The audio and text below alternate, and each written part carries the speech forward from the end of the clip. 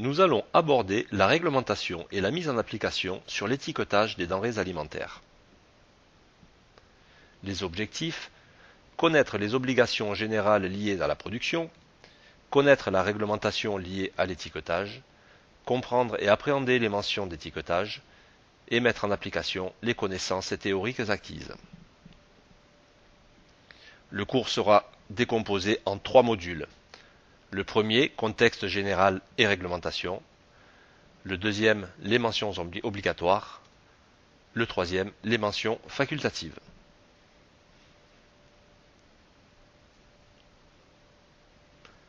Contexte général et réglementation. Étiquetage des denrées alimentaires. Selon l'article 8 du règlement INCO, le responsable des informations sur les denrées alimentaires est l'exploitant sous le nom duquel le produit est commercialisé. Dans le cas où l'exploitant ne siège pas au sein de l'Union européenne, c'est l'importateur qui sera responsable. Pour un aliment vendu sous une marque de distributeur, c'est le distributeur qui de ce fait sera le responsable. Qu'est-ce que l'étiquetage ?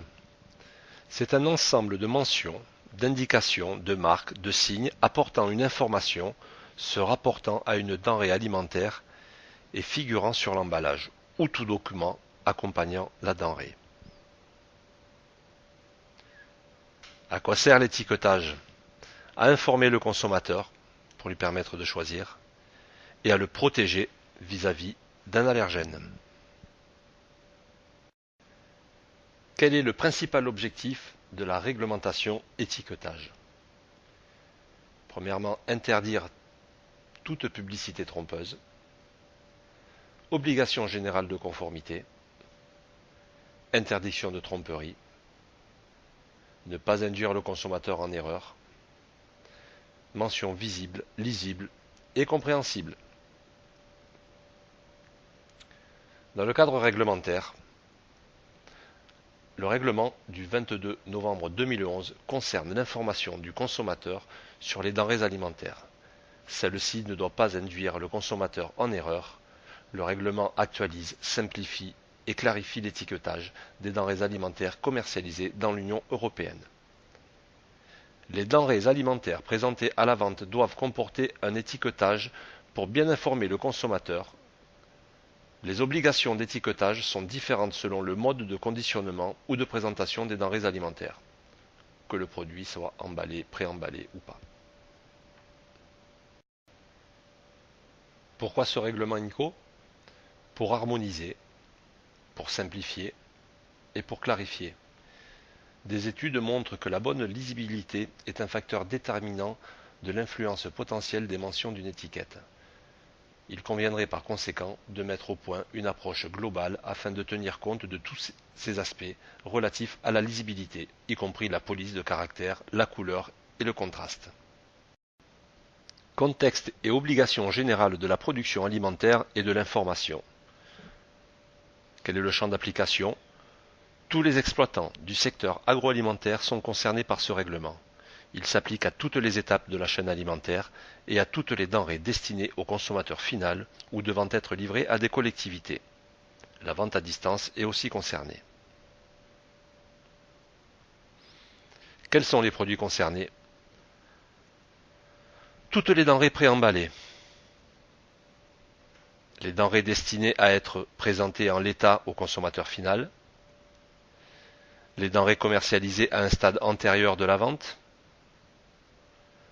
Les produits vendus ou distribués à titre gratuit, les denrées vendues par correspondance et les compléments alimentaires. Concernant les produits non préemballés, le signalement des allergènes est obligatoire. L'étiquetage selon le règlement INCO. L'Union européenne a décidé de modifier les règles d'étiquetage des produits alimentaires.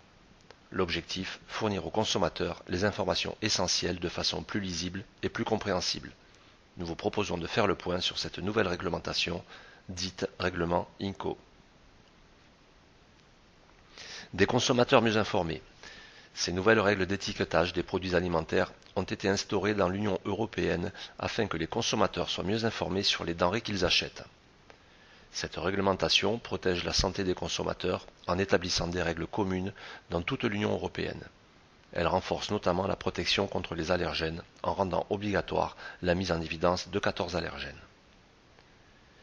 Désormais sont également obligatoires l'indication de l'origine pour les viandes, l'indication relative à la viande reconstituée ou aux poissons reconstitués, et les informations relatives aux produits congelés, une mention d'une congélation ou d'une décongélation.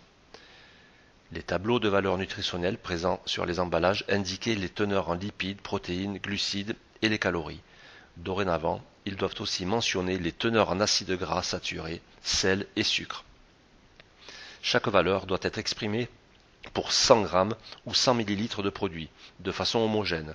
En revanche, l'idée d'un code couleur nutritionnel n'a pas été retenue et rendue obligatoire. Des informations plus lisibles. Les nouvelles règles d'étiquetage des produits alimentaires imposent par ailleurs une taille minimale de police de caractère pour les mentions obligatoires. Ces mentions obligatoires doivent être facilement lisibles, visibles et, le cas échéant, indélébiles. Les informations concernées sont la dénomination du produit, la liste des ingrédients, les substances provoquant des allergies ou des intolérances, la quantité de certains ingrédients ou catégories d'ingrédients, la quantité nette de denrées alimentaires, la date de durabilité minimale ou la date de limite de consommation, les conditions particulières de conservation ou d'utilisation, le nom ou la raison sociale et l'adresse de l'exploitant ou de l'importateur, le pays d'origine ou le lieu de provenance pour certains types de viande, ou lorsque son omission est susceptible d'induire le consommateur en erreur. Un mode d'emploi lorsque son absence rendrait difficile un usage approprié de la denrée alimentaire. Et pour les boissons titrant plus de 1,2% d'alcool en volume, le titre alcoométrique volumique acquis. Une exigence de transparence. L'objectif général de ce nouvel étiquetage des produits alimentaires est le suivant: que le consommateur puisse choisir un produit en toute connaissance de cause sans être induit en erreur. Par exemple, aucun fruit ne peut désormais figurer sur l'emballage d'un produit alimentaire si celui-ci n'en contient pas, car ni l'étiquetage, ni la présentation des denrées, ni la publicité faite à leur égard ne doit être de nature à induire l'acheteur en erreur sur ses caractéristiques, ses propriétés ou ses effets. Il est à noter que ce nouveau règlement s'applique aussi aux denrées alimentaires préemballées vendues sur Internet par les enseignes de la grande distribution qui proposent aux consommateurs de faire leurs courses en ligne. Désormais, les sites web doivent afficher, en plus du nom et de la photo, le produit de la liste des ingrédients, les quantités, les pays d'origine et la composition nutritionnelle.